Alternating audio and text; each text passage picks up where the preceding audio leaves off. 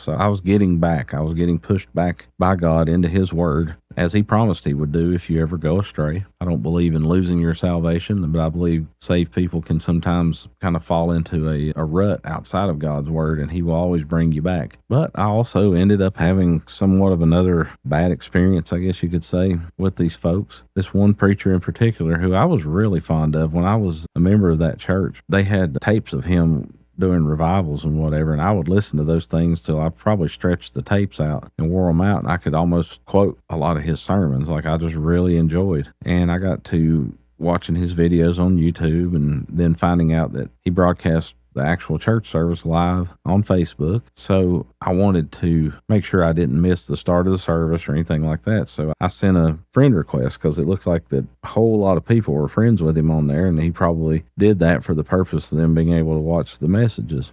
But I'm sure once he saw that, he probably saw, I don't know that he would recognize my name, but he probably saw the town that I was from, and he probably inquired, and I'm making assumptions here, I don't know, but he probably, just knowing how these circles, how tight-knit they were before when I was a part of them, is why I'm making these assumptions. But he ended up rejecting my friend request. He didn't block me, but he ended up rejecting my friend request, so I couldn't get notified when he was going live or anything like that. And I think he saw where I was from, and he probably called up old buddy at the church that I used to go to, and I'm sure they didn't have a whole lot good to say about me or whatever, and I'm sure they kept it as church appropriate as possible. But anyway, ends up rejecting my friend request, so I can't, it's not that I couldn't watch the lives, he had it public, and so it was just my responsibility to make sure that I was there on the time or whatever. But it did throw me off a little bit as far as catching some of the services and remembering or knowing when they went live and everything. So that kind of stuck my